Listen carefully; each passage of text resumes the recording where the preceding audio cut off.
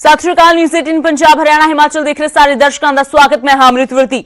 Bulletin की शुरुआत करते हैं किसानों के अंदोलन के नाल जो लगातार जारी है। खेती कानूनों के अमल ते बेशक रोक लग गई है, पर बावजूद इसके अंदोलन जारी है। किसानों ने अंदोलन नूं खत्म करने तो सीधे तौर पर इनकार कर दिता है। अज देश भर दे विच लोहड़ी का त्योहार जिथे मनाया जा रहा है, उत्थे किसान खेती कानूनों दी कापियां साड़नगे ते किसानों ने सीधे तौर पर कह दिता है कि कानून वापसी ते ही घर वापसी होगी, क्योंकि कानून रद्द तो घट सानू कुछ भी मंजूर नहीं है। दस दईए कल सुप्रीम कोर्ट ने कानूनों के अमल ते रोक लगाई सी। 4 मैंबरी कमेटी का भी गठन किया सी, पर किसानों ने सुप्रीम कोर्ट की कमेटी नूं नामंजूर कर दिता है। कहा है कि कमेटी के चारों मैंबर कानूनों के पक्ष विच ने, इसलिए वो कमेटी के सामने पेश नहीं होंगे। सुप्रीम कोर्ट ने 2 महीनों के अंदर कमेटी तो रिपोर्ट मंगी है। 10 दिनों के अंदर कमेटी ने अपनी पहली बैठक करनी है, पर किसानों ने सीधे तौर पर कमेटी के नाल सहयोग करने तो, कमेटी के अगे पेश होने तो इनकार कर दिता है। सीधे तौर पर किसानों का कहना है कि जो रिपोर्ट इस कमेटी के वालों 2 महीनों बाद सौंपी जानी है, वो जानते ने उस रिपोर्ट दे विच की होवेगा। उस रिपोर्ट दे विच इन्हां खेती कानूनों की हिमायत ही की जाएगी, इन्हां नूं सही दस्सिया जाएगा, जिसलिए वो इस कमेटी का सहयोग नहीं करेंगे, इस कमेटी का हिस्सा नहीं बनणगे, क्योंकि इस कमेटी के जो चारों मैंबर ने वो कानूनों के पक्ष दे विच ने। तां सीधे तौर पर जो किसान जथेबंदियां ने उन्हां दे वल्लों इनकार कर दिता गया है। दस दईए भुपिंदर सिंह मान, अनिल घनवत, डॉक्टर PK जोशी, अशोक गुलाटी, ये 4 मैंबर ने जो कमेटी गठित की गई है सुप्रीम कोर्ट के वलों, पर इस कमेटी दे नाल सहयोग करने तो सीधे तौर पे इनकार कर दिता है किसान जथेबंदियां ने। सुप्रीम कोर्ट के फैसले तो बाद किसान जथेबंदियां वालों प्रेस कॉन्फ्रेंस की गई है और किसान आगू बलबीर सिंह राजेवाल होरां दे नाल गलबात करांगे कि हुण जो कानून लागू करन नूं होल्ड कर दिता गया है, किस तरीके दे नाल देखदे हो सुप्रीम कोर्ट का जो अज फैसला है। 2 अहम चीज़ां सीगियां, एक तां कमेटी का गठन, दूसरा कानून लागू करन नूं लैके रोक लगा दी गई। रोक लगाउण नूं सिर्फ इस तरह कह सकते हैं भी साडा स्टैंड जिहड़ा सी भी ये कानून गलत बने हैं वो ठीक सिद्ध हो गया, पर असी क्योंकि ये कदे पार्टी नहीं सी, ये सरकार ने पटीशन करवाई, सरकार ने महंगा वकील करके दिता और सरकार ने ही साडी लिस्ट दी जिहदे विच सानू 8 बंदियां नूं इंप्लीड किया। असी कदे कोर्ट में जाके अप्लाई नहीं किया, किते कोई दरखास्त नहीं दी, तो असी पेश हो गए। तो हुण सुप्रीम कोर्ट जो फैसला दिंदी है, we are not bound to agree to that. लेकिन सुप्रीम कोर्ट ने कहा कि 10 दिनों के अंदर अंदर कमेटी के नाल किसान जथेबंदियां दी मीटिंग नहीं, यही जी कमेटियां असी नहीं, जिहड़ियां सरकारी कमेटियां है, सुप्रीम कोर्ट सरकार दे कहे ते कमेटियां बनाए जिहड़े रोज़ इन्हां कानूनां दी वकालत करते हैं। असी इन्ने ही कमले उन्हां दे सामने पेश होवांगे। अंदोलन की अगली रूपरेखा की रहेगी? अंदोलन पीसफुल रहेगा। 26 तरीक का एक गल साफ दसते हैं भी जिहड़े ये शोशे छड्डे जा रहे हैं, असी लाल किले ते जाना, असी पार्लीमेंट जाना, असी कुछ नहीं जाना किते। इहदी जिहड़ी 15 तरीक नूं स्ट्रैटजी तय हो जू, असी पीसफुल रहांगे और किवें की करना सारा कुछ 15 से बाद डिकलेयर कर देंगे। सुप्रीम कोर्ट लगातार कह रही कि बच्चे, बजुर्ग, महिलावां वो घर चले जाएंगे, कोई जाण नूं तैयार नहीं।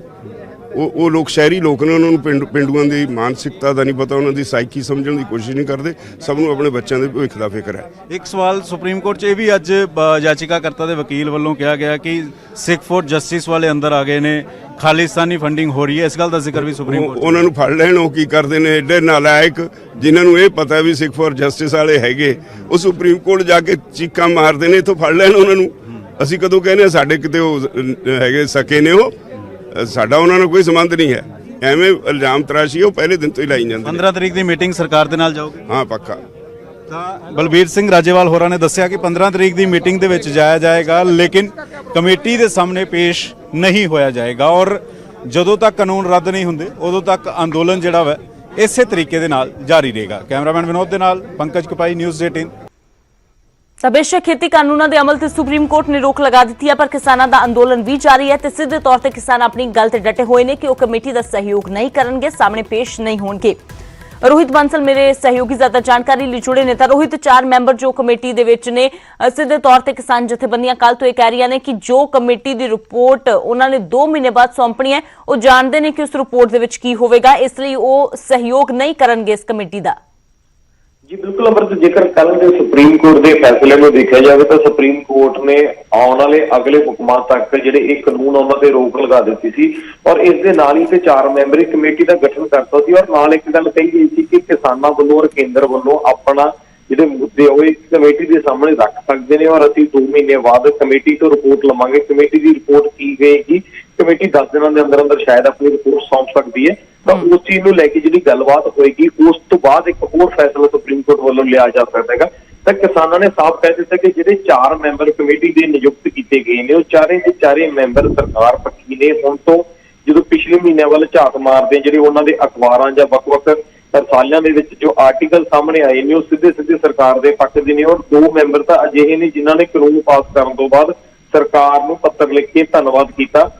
ਹਾਲਾਂਕਿ ਇੱਕ ਆਗੂ ਪੰਜਾਬ ਦਾ ਵੀ ਲਿਆ ਗਿਆ ਭੁਪਿੰਦਰ ਸਿੰਘ ਮਾਨ, ਪਰ ਕਿਸਾਨਾਂ ਨੇ ਉਸ ਨੂੰ ਵੀ ਸਾਫ਼ ਤੌਰ ਤੇ ਨਕਾਰ ਦਿੱਤਾ ਕਿਉਂਕਿ ਭੁਪਿੰਦਰ ਸਿੰਘ ਮਾਨ ਦੀ ਜਥੇਬੰਦੀ ਇਸ ਜੋ ਸੰਯੁਕਤ ਕਿਸਾਨ ਮੋਰਚਾ ਉਸ ਦੇ ਵਿੱਚ ਵੀ ਸ਼ਾਮਿਲ ਨਹੀਂ ਹੈ। ਹਾਲਾਂਕਿ ਉਹਨਾਂ ਦਾ ਇੱਕ ਧੜਾ ਜੋ ਫਿਰੋਜ਼ਪੁਰ ਜਾਂ ਫਾਜ਼ਿਲਕਾ ਨਾਲ ਸੰਬੰਧਿਤ ਹੈਗਾ, ਕੇਵਲ ਇੱਕ ਇਕਾਈ ਹੈ ਜਿਹੜੀ ਇਸ ਅੰਦੋਲਨ ਦਾ ਸਹਿਯੋਗ ਕਰ ਰਹੀ ਹੈ। ਇਸ ਤੋਂ ਇਲਾਵਾ ਕਿਤੇ ਵੀ ਮੀਟਿੰਗ ਦੇ ਵਿੱਚ ਭੁਪਿੰਦਰ ਸਿੰਘ ਮਾਨ ਨਜ਼ਰ ਨਹੀਂ ਆਏ। ਹਾਲਾਂਕਿ ਭੁਪਿੰਦਰ ਸਿੰਘ ਮਾਨ ਪਹਿਲਾਂ ਵੀ ਪੰਜਾਬ ਦੇ ਕਾਫੀ ਕਿਸਾਨੀ ਮੁੱਦਿਆਂ ਨੂੰ ਲੈ ਕੇ ਆਪਣਾ ਰੋਸ ਪ੍ਰਗਟਾ ਚੁੱਕੇ ਨੇ, ਪਰ ਇਸ ਮੁੱਦੇ ਨੂੰ ਲੈ ਕੇ ਕਿਤੇ ਵੀ ਭੁਪਿੰਦਰ ਸਿੰਘ ਮਾਨ ਦਾ ਕੋਈ ਬਿਆਨ ਖੁੱਲ੍ਹ ਕੇ ਸਾਹਮਣੇ ਨਹੀਂ ਆ। ਹਾਲਾਂਕਿ ਉਹਨਾਂ ਨੇ ਇਹਨਾਂ ਕਾਨੂੰਨਾਂ ਦੀ ਤਾਰੀਫ ਕਰਦੇ ਹੋਏ ਕੁਝ ਆਰਟੀਕਲ ਜ਼ਰੂਰ ਲਿਖੇ ਔਰ ਇਸ ਤੋਂ ਇਲਾਵਾ ਜੇ ਗੱਲ ਕੀਤੀ ਜਾਵੇ ਤਾਂ ਭੁਪਿੰਦਰ ਸਿੰਘ ਮਾਨ 1990 ਤੋਂ ਲੈ ਕੇ 1996 ਤੱਕ ਰਾਜ ਸਭਾ ਦੇ ਮੈਂਬਰ ਰਹਿ ਚੁੱਕੇ ਨੇ। ਜਿਹੜੇ ਉਹਨਾਂ ਦੇ ਬੇਟੇ ਨੇਗੇ ਉਹ ਪੰਜਾਬ ਕਾਂਗਰਸ ਦੇ ਬੁਲਾਰੇ ਰਹਿ ਚੁੱਕੇ ਨੇ ਔਰ ਅੱਜ ਕੱਲ੍ਹ PPSC ਦੇ ਮੈਂਬਰ ਵੀ ਨੇ। ਤੇ ਇਸ ਕਰਕੇ ਸਿੱਧਾ ਕਿਤੇ ਨਾ ਕਿਤੇ ਕਿਸਾਨਾਂ ਵੱਲੋਂ ਇਹ ਭੁਪਿੰਦਰ ਸਿੰਘ ਮਾਨ ਨੂੰ ਕਿਹਾ ਜਾ ਰਿਹਾ ਕਿ ਰਾਜਨੀਤੀ ਨਾਲ ਜੁੜਿਆ ਹੋਇਆ ਵਿਅਕਤੀ ਔਰ ਰਾਜਨੀਤੀ ਨਾਲ ਜੁੜਿਆ ਹੋਇਆ ਵਿਅਕਤੀ ਕਦੇ ਕਿਸਾਨੀ ਦੀ ਗੱਲ ਨਹੀਂ ਕਰ ਸਕਦਾ ਔਰ ਇਸ ਲਈ ਉਹਨਾਂ ਨੇ ਕਹਿ ਦਿੱਤਾ ਕਿ ਅਸੀਂ ਇਸ ਕਮੇਟੀ ਦੇ ਸਾਹਮਣੇ ਪੇਸ਼ ਨਹੀਂ ਹੋਵਾਂਗੇ ਕਿਉਂਕਿ ਸੁਪਰੀਮ ਕੋਰਟ ਨੇ ਸਾਡੇ ਤੇ ਕੋਈ ਬੰਦਿਸ਼ ਨਹੀਂ ਲਾਈ ਕਿ ਤੁਸੀਂ ਇਸ ਕਮੇਟੀ ਦੇ ਸਾਹਮਣੇ ਪੇਸ਼ ਹੀ ਹੋਣਾ, ਬਲਕਿ ਸੁਪਰੀਮ ਕੋਰਟ ਦਾ ਕਹਿਣਾ ਹੈ ਕਿ ਤੁਸੀਂ ਆਪਣਾ ਪੱਖ ਰੱਖ ਸਕਦੇ ਹੋ ਔਰ ਅਸੀਂ ਇਹਨਾਂ ਦੇ ਸਾਹਮਣੇ ਪੱਖ ਆਪਣਾ ਨਹੀਂ ਰੱਖਾਂਗੇ ਕਿਉਂਕਿ ਇਹ ਚਾਰੋਂ ਦੇ ਚਾਰੇ ਮੈਂਬਰ ਸਰਕਾਰੀ ਪੱਖੀ ਨੇ ਔਰ ਇਹਨਾਂ ਬਿੱਲਾਂ ਦੇ ਹੱਕ ਦੇ ਵਿੱਚ ਨੇ। ਬਿਲਕੁਲ ਰੋਹਿਤ, ਭਾਵੇਂ ਭੁਪਿੰਦਰ ਸਿੰਘ ਮਾਨ ਪੰਜਾਬ ਦੇ ਨਾਲ ਸੰਬੰਧ ਰੱਖਦੇ ਨੇ ਪਰ ਬਾਵਜੂਦ ਇਸ ਦੇ ਕਿਸਾਨਾਂ ਨੇ ਸਿੱਧੇ ਤੌਰ ਤੇ ਇਨਕਾਰ ਕਰ ਦਿੱਤਾ ਹੈ ਕਿ ਅਸੀਂ ਨਹੀਂ ਸਹਿਯੋਗ ਕਰਾਂਗੇ ਇਸ ਕਮੇਟੀ ਦਾ। ਸ਼ੁਕਰੀਆ ਰੋਹਿਤ ਫਿਲਹਾਲ ਇਸ तमाम ਜਾਣਕਾਰੀ ਦੇ ਲਈ। ਤਾਂ ਕੱਲ ਸੁਪਰੀਮ ਕੋਰਟ ਨੇ ਖੇਤੀ ਕਾਨੂੰਨਾਂ ਦੀ ਇੰਪਲੀਮੈਂਟੇਸ਼ਨ ਤੇ ਯਾਨੀ ਕਿ ਅਮਲ ਤੇ ਰੋਕ ਲਗਾ ਦਿੱਤੀ ਸੀ ਪਰ ਬਾਵਜੂਦ ਇਸ ਦੇ ਕਿਸਾਨ ਜਥੇਬੰਦੀਆਂ ਦਾ ਕਹਿਣਾ ਹੈ ਕਿ ਸਾਡਾ ਅੰਦੋਲਨ ਵੀ ਪਹਿਲਾਂ ਦੇ ਵਾਂਗ ਜਾਰੀ ਰਹੇਗਾ। ਕੋਰਟ ਦੇ ਫੈਸਲੇ ਦਾ ਸਵਾਗਤ ਕਰਦੇ ਹਾਂ ਪਰ ਕੋਰਟ ਦੀ ਕਮੇਟੀ ਦਾ ਨਹੀਂ।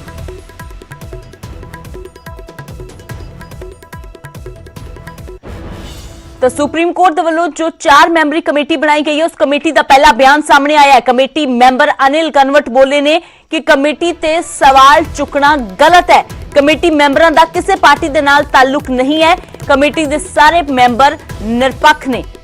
नाल ही उन्होंने कहा कि पूरे देश के किसानों के हित विच असीं काम करांगे। कानून रद्द होने की थां इन्हां दे विच सोध होनी चाहिए है। तो हालांकि किसान जथेबंदियां पहला ही कह रही ने कि जो फैसला इस कमेटी के वल्लों दिता जाना है वो असीं जानते हाँ, इसलिए विरोध कर रहे हैं। तो दस दईए भुपिंदर सिंह मान इस तो इलावा इस कमेटी दे विच जिहड़े लोग शामिल ने अनिल कनवट ने, डॉक्टर PK जोशी ने, अशोक गुलाटी ने। तो अनिल कनवट का पहला बयान सामने आया है कि कमेटी किसी भी पार्टी दे नाल ताल्लुक नहीं रखती ते कमेटी दे सारे मैंबर निरपक्ष ने।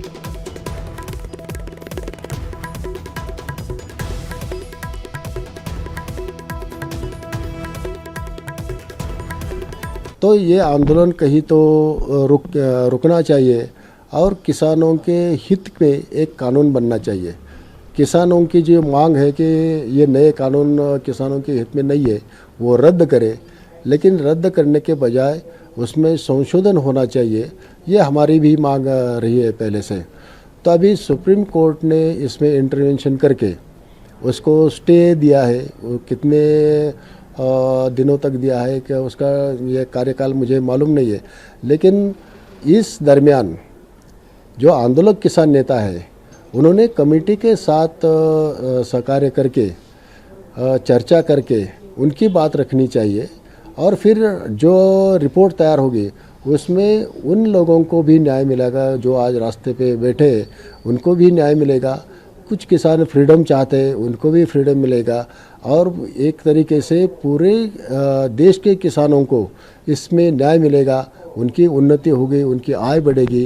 इसकी दिशा में एक रिपोर्ट कमेटी तैयार करके सरकार को पेश करेगी। ऐसा तो कहना गलत है क्योंकि अशोक गुलाटी जी है वो तो कोई पॉलिटिकल लीडर नहीं है या वो किसी संगठन से जुड़े भी नहीं है। तो वो CACP के चेयरमैन रह चुके हैं, एडवाइजरी कमेटी में बहुत रह चुके हैं, और वो एक एग्रो इकोनॉमिस्ट है।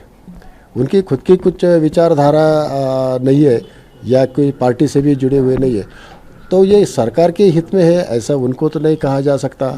हमारे भी कुछ राय है, हम तो पहले से निष्पक्ष रहे, किसी पार्टी के बाजू में हमने कभी काम नहीं किया, बस किसानों के हित में काम किया है। और अभी भी जो कुछ भी होगा वो सभी किसानों के हित में होगा, ना कि सिर्फ महाराष्ट्र के या तमिलनाडु के या पंजाब के किसानों के हित में होगा। पूरे देश के किसानों के हित में जो कुछ भी होगा वो करने का प्रयास करेंगे।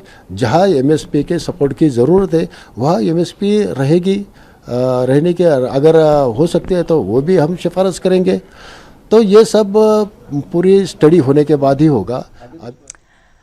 ਤਾਂ ਬੇਸ਼ੱਕ ਕਮੇਟੀ ਦੇ ਮੈਂਬਰਾਂ ਦੇ ਵੱਲੋਂ ਕਿਹਾ ਜਾ ਰਿਹਾ ਹੈ ਕਿ ਕਮੇਟੀ ਨਿਰਪੱਖਤਾ ਦੇ ਨਾਲ ਕੰਮ ਕਰੇਗੀ, ਕਿਸੇ ਪਾਰਟੀ ਦੇ ਨਾਲ ਤਾਲੁਕ ਨਹੀਂ ਰੱਖਦੀ। ਪਰ ਹੁਣ ਤੁਹਾਨੂੰ ਇਹ ਵੀ ਦੱਸ ਦਿੰਦੇ ਹਾਂ ਕਿ ਆਖਿਰਕਾਰ ਸੁਪਰੀਮ ਕੋਰਟ ਵੱਲੋਂ ਗਠਿਤ ਕਮੇਟੀ ਤੇ ਸਵਾਲ ਕਿਉਂ ਉੱਠ ਰਹੇ ਨੇ ਤੇ ਕਿਉਂ ਕਿਸਾਨ ਕਹਿ ਰਹੇ ਨੇ ਕਿ ਅਸੀਂ ਕਮੇਟੀ ਦਾ ਹਿੱਸਾ ਨਹੀਂ ਬਣਾਂਗੇ।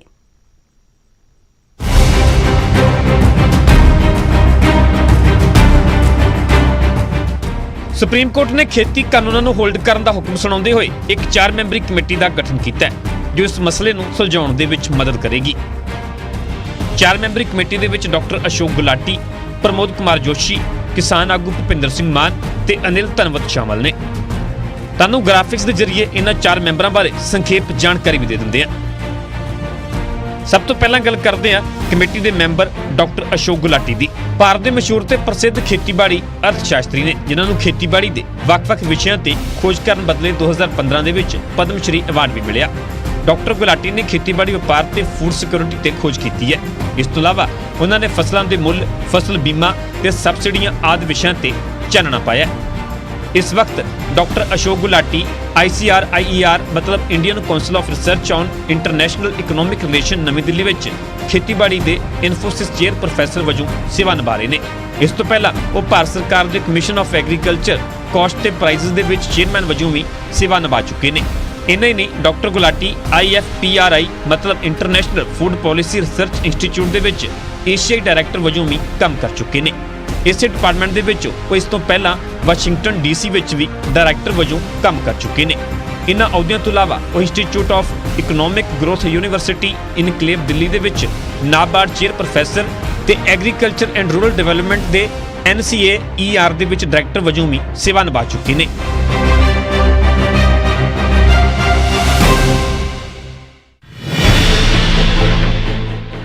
ਸੁਪਰੀਮ ਕੋਰਟ ਵੱਲੋਂ ਗਠਿਤ ਕੀਤੀ ਗਈ ਕਮੇਟੀ ਦੇ ਦੂਜੇ ਮੈਂਬਰ ਨੇ ਅਰਥ ਸ਼ਾਸਤਰੀ ਪ੍ਰਮੋਦ ਕੁਮਾਰ ਜੋਸ਼ੀ। ਪ੍ਰਮੋਦ ਕੁਮਾਰ ਇਸ ਵਕਤ Joshi international food policy research institute ਦੇ ਵਿੱਚ ਸਾਊਥ ਏਸ਼ੀਆਈ ਡਾਇਰੈਕਟਰ ਨੇ। ਉਹ ਇਸੇ ਡਿਪਾਰਟਮੈਂਟ ਦੇ ਵਿੱਚ ਸਾਊਥ ਏਸ਼ੀਆਈ ਕੋਆਰਡੀਨੇਟਰ ਵੀ ਰਹਿ ਚੁੱਕੇ ਨੇ। ਇਸ ਤੋਂ ਇਲਾਵਾ ਉਹ ਇੰਟਰਨੈਸ਼ਨਲ ਕ੍ਰੌਪਸ ਰਿਸਰਚ ਇੰਸਟੀਚਿਊਟ ਦੇ ਵਿੱਚ ਸੀਨੀਅਰ ਅਰਥ ਸ਼ਾਸਤਰੀ ਵਜੋਂ ਵੀ ਸੇਵਾਵਾਂ ਨਿਭਾ ਚੁੱਕੇ ਨੇ। NCARM ਹੈਦਰਾਬਾਦ ਦੇ ਡਾਇਰੈਕਟਰ ਤੇ NCAEPR ਨਵੀਂ ਦਿੱਲੀ ਦੇ ਵੀ ਡਾਇਰੈਕਟਰ ਰਹਿ ਚੁੱਕੇ ਨੇ। ਇਨ੍ਹਾਂ ਅਹੁਦਿਆਂ ਤੋਂ ਇਲਾਵਾ ਉਹ Indian society of agriculture economic ਦੇ ਪ੍ਰਧਾਨ ਵਜੋਂ ਵੀ ਸੇਵਾ ਨਿਭਾ ਚੁੱਕੇ ਨੇ। ਇਸ ਤੋਂ ਇਲਾਵਾ ਉਹਨਾਂ ਨੂੰ ਸਾਰਕ ਐਗਰੀਕਲਚਰ ਸੈਂਟਰ ਦੇ ਬੋਰਡ ਦੇ ਵਿੱਚ ਵੀ ਚੇਅਰਮੈਨ ਚੁਣਿਆ ਗਿਆ ਸੀ। ਪ੍ਰਮੋਦ ਕੁਮਾਰ ਜੋਸ਼ੀ ਨੇ ਮਨੁੱਖੀ ਅਧਿਕਾਰ ਕਮਿਸ਼ਨ ਦੇ ਰਾਈਟ ਟੂ ਫੂਡ ਦੇ ਲਈ ਵੀ ਕੰਮ ਕੀਤਾ ਹੈ। ਪ੍ਰਮੋਦ ਕੁਮਾਰ ਜੋਸ਼ੀ ਨੇ ਖੇਤੀਬਾੜੀ, ਅਰਥ ਸ਼ਾਸਤਰ ਤੇ ਸਮਾਜ ਵਿਗਿਆਨ ਦੇ ਵਿੱਚ ਯੋਗਦਾਨ ਪਾਇਆ। ਇਸ ਬਦਲੇ ਉਹਨਾਂ ਨੂੰ ਕਈ ਐਵਾਰਡ ਵੀ ਮਿਲ ਚੁੱਕੇ ਨੇ।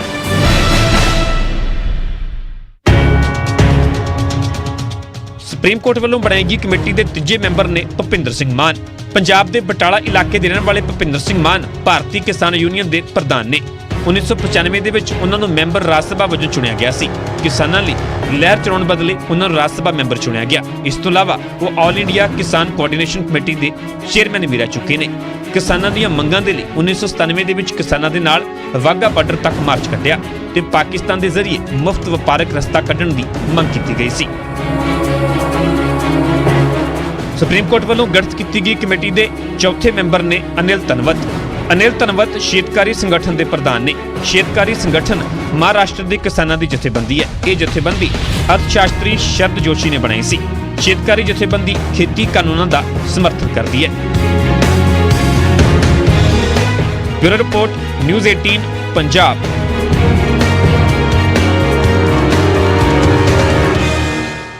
तो उधर सुप्रीम कोर्ट के फैसले ते सरकार का बयान भी सामने आया है। खेती राज मंत्री कैलाश चौधरी बोले ने कि फैसला सरकार की इच्छा खिलाफ है। ਪਰ ਫਿਰ ਵੀ ਸੁਪਰੀਮ ਕੋਰਟ ਦਾ ਫੈਸਲਾ ਸਿਰ ਮੱਥੇ ਹੈ। ਕਿਹਾ ਗਿਆ ਉਹਨਾਂ ਦੇ ਵੱਲੋਂ ਕਿ ਸੁਪਰੀਮ ਕੋਰਟ ਵੱਲੋਂ ਗਠਿਤ ਕਮੇਟੀ ਤੋਂ ਹੱਲ ਦੀ ਉਮੀਦ ਕਰਦੇ ਹਾਂ। ਤਾਂ ਖੇਤੀ ਰਾਜ ਮੰਤਰੀ ਕੈਲਾਸ਼ ਚੌਧਰੀ ਦਾ ਬਿਆਨ ਸਾਹਮਣੇ ਆਇਆ ਹੈ ਕਿ ਫੈਸਲਾ ਸਰਕਾਰ ਦੀ ਇੱਛਾ ਦੇ ਖਿਲਾਫ ਹੈ, ਪਰ ਫਿਰ ਵੀ ਸੁਪਰੀਮ ਕੋਰਟ ਦਾ ਫੈਸਲਾ ਸਿਰ ਮੱਥੇ ਤੇ ਹੱਲ ਦੀ ਉਮੀਦ ਕਰਦੇ ਹਾਂ।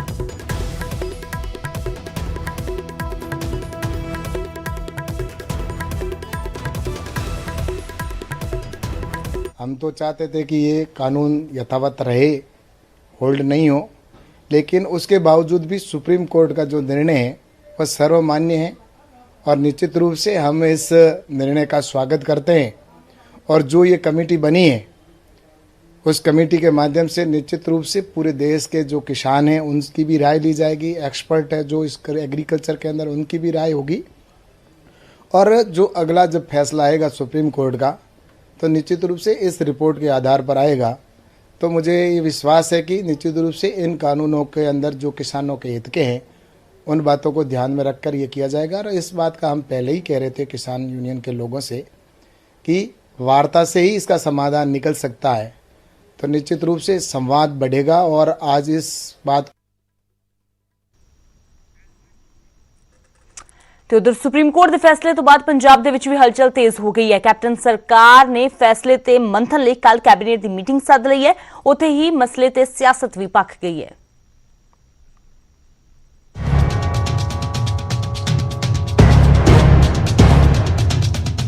ਕਿਸਾਨ ਅੰਦੋਲਨ ਦੇ ਹੱਲ ਦੀ ਤਲਾਸ਼ ਦੇ ਵਿੱਚ ਸੁਪਰੀਮ ਕੋਰਟ ਦੇ ਫੈਸਲੇ ਨੂੰ ਲੈ ਕੇ ਸਿਆਸਤ ਸ਼ੁਰੂ ਹੋ ਗਈ ਹੈ।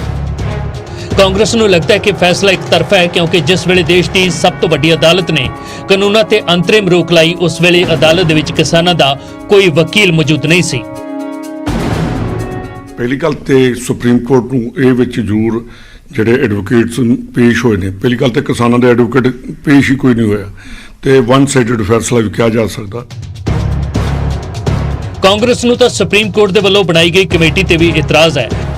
ਇਤਰਾਜ਼ ਇਸ ਗੱਲ ਦਾ ਹੈ ਕਿ ਜ਼ਮੀਨੀ ਹਕੀਕਤ ਜਾਣਨ ਦੇ ਲਈ ਬਣਾਈ ਗਈ ਕਮੇਟੀ ਦੇ ਵਿੱਚ ਸਰਕਾਰ ਦੇ ਹੀ ਲੋਕ ਸ਼ਾਮਲ ਨੇ। उन्होंने कहा सुप्रीम कोर्ट के वर्डिक्ट का मान करते हैं, फिर अगर किसान वहां पे जाके उसके सामने पेश होने की जो बात है उन्होंने पहले स्पष्ट कर दिया था कि हम ऐसी किसी कमेटी के सामने पेश नहीं होंगे जिसका मसला सरकार की विश्वसनीयता का है।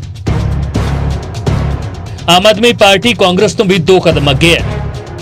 ਆਪ ਆਗੂਆਂ ਨੇ ਭਵਿੱਖਬਾਣੀ ਕੀਤੀ ਹੈ ਕਿ ਸੁਪਰੀਮ ਕੋਰਟ ਦੇ ਤਾਜ਼ਾ ਫੈਸਲੇ ਦੇ ਨਾਲ ਅੰਦੋਲਨ ਖਤਮ ਨਹੀਂ ਹੋਵੇਗਾ ਬਲਕਿ ਲੰਬਾ ਚੱਲੇਗਾ ਕਿਉਂਕਿ ਇਹ ਲੜਾਈ ਕਾਨੂੰਨਾਂ ਦੇ ਵਿੱਚ ਸੋਧਾਂ ਜਾਂ ਅੰਤਰਿਮ ਰੋਕ ਦੀ ਨਹੀਂ ਬਲਕਿ ਉਹਨਾਂ ਨੂੰ ਰੱਦ ਕਰਵਾਉਣ ਦੀ ਹੈ। ਇਸ ਸਮੇਂ ਦਾ ਅਦਾਲਤ ਨੂੰ ਚਾਹੀਦਾ ਕਿ ਡਾਇਰੈਕਸ਼ਨ ਦੇਣੀ ਚਾਹੀਦੀ ਆ ਮੋਦੀ ਸਾਹਿਬ ਦੀ ਸਰਕਾਰ ਨੂੰ, ਕੇਂਦਰ ਸਰਕਾਰ ਨੂੰ ਕਿ ਕਾਲੇ ਬਿੱਲ ਤੁਰੰਤ ਵਾਪਸ ਲਓ। ਜੇਕਰ ਹੋਲਡ ਕਰਦੇ ਨੇ ਤਾਂ ਐਜੀਟੇਸ਼ਨ ਜਿਹੜੀ ਹੈ ਲੰਬੀ ਜਾ ਸਕਦੀ ਹੈ। ਸੋ ਮੈਂ ਸਮਝਦਾਗਾ ਇਹਨਾਂ ਕਾਲੇ ਬਿੱਲਾਂ ਨੂੰ ਵਾਪਸ ਲੈਣ ਦੀ ਡਾਇਰੈਕਸ਼ਨ ਜਿਹੜੀ ਆ ਉਹ ਸਾਡੀ ਆਨਰੇਬਲ ਸੁਪਰੀਮ ਕੋਰਟ ਜਾਰੀ ਕਰੇ। ਉਧਰ ਬੀਜੇਪੀ ਨੇ ਸੁਪਰੀਮ ਕੋਰਟ ਦੇ ਫੈਸਲੇ ਦੇ ਨਾਲ ਸਹਿਮਤੀ ਜਤਾਈ है। सुप्रीम कोर्ट ने जो निर्णय दिया है मैं उसका स्वागत करता हूं और निश्चित रूप से किसानों को जब ये लगेगा कि हाँ ये हमारे हित में है और उस कमेटी के माध्यम से जब बातचीत होगी और जब सुप्रीम कोर्ट इन बिलों को ठीक समझेगा उस समय या तो एज इट इज़ नहीं तो कुछ संशोधनों के साथ या इनको समाप्त करने की बात भी कहेंगे तो ये सुप्रीम कोर्ट के ही हाथ में है। अब चूँकि गेंद सुप्रीम कोर्ट के पाले में गई है और इसकी सुनवाई के बाद और मैं समझता हूँ कि निर्णय जो होगा वो सबको स्वीकार है। ਕਿਸਾਨ ਅੰਦੋਲਨ ਨੇ तमाम ਗੈਰ ਭਾਜਪਾਈ ਦਲਾਂ ਨੂੰ 2022 ਦੇ ਲਈ ਇੱਕ ਵੱਡਾ ਮੁੱਦਾ ਦੇ ਦਿੱਤਾ ਹੈ। ਇਸ ਲਈ ਇਹਨਾਂ ਦਲਾਂ ਦਾ ਸੁਪਰੀਮ ਕੋਰਟ ਦੇ ਫੈਸਲੇ ਦੀ ਨੁਕਤਾਚੀਨੀ ਕਰਨਾ ਤੇ ਨਾ ਉਮੀਦੀ ਜ਼ਾਹਰ ਕਰਨਾ ਸ਼ਾਇਦ ਕਿਸੇ ਨੂੰ ਹੈਰਾਨ ਨਹੀਂ ਕਰੇਗਾ ਕਿਉਂਕਿ ਜਦੋਂ ਤੱਕ ਅੰਦੋਲਨ ਚੱਲੇਗਾ ਉਦੋਂ ਤੱਕ ਸਿਆਸਤ ਚੱਲੇਗੀ। Bureau report news 18। ਤਾਂ ਗੱਲ ਕਰਦੇ ਹਾਂ ਕੋਵਿਡ-19 ਮਹਾਮਾਰੀ ਦੀ ਜਿਸ ਨੇ ਆਪਸੀ ਨਿਰਭਰਤਾ ਦੀ ਭਾਵਨਾ ਨੂੰ ਮਜ਼ਬੂਤ ਕੀਤਾ ਹੈ। ਪੂਰੇ ਦੇਸ਼ ਨੂੰ ਇਸ ਮੁਸੀਬਤ ਦੇ ਨਾਲ ਇਕਜੁੱਟ ਹੋ ਕੇ ਮੁਕਾਬਲਾ ਕਰਨਾ ਹੋਵੇਗਾ। ਵੈਕਸੀਨੇਸ਼ਨ ਦੇ ਐਲਾਨ ਤੋਂ ਬਾਅਦ ਜ਼ਰੂਰਤ ਹੋਵੇਗੀ ਕਿ ਅਸੀਂ ਆਪਣਾ ਮੋਰੀ ਯੋਗਦਾਨ ਦਈਏ। ਨੈਟਵਰਕ 18 ਇਸ ਮੁਹਿੰਮ 'ਚ ਹਰ ਕਦਮ ਤੇ ਤੁਹਾਡੇ ਨਾਲ ਹੋਵੇਗਾ ਕਿਉਂਕਿ ਜਦੋਂ ਤੱਕ ਸਾਰੇ ਸੁਰੱਖਿਅਤ ਨਹੀਂ ਹੁੰਦੇ ਉਦੋਂ ਤੱਕ ਕੋਈ ਵੀ ਸੁਰੱਖਿਅਤ ਨਹੀਂ ਹੋਵੇਗਾ। ਇਸੇ ਸੋਚ ਦੇ ਆਧਾਰ ਤੇ ਕੈਂਪੇਨ ਸੰਜੀਵਨੀ ਦਾ ਉਦੇਸ਼ ਇਹ ਸੁਨਿਸ਼ਚਿਤ ਕਰਨਾ ਹੈ ਕਿ ਵੈਕਸੀਨ ਪਾਉਣਾ ਸਾਰੇ ਭਾਰਤੀਆਂ ਦਾ ਅਧਿਕਾਰ ਹੈ।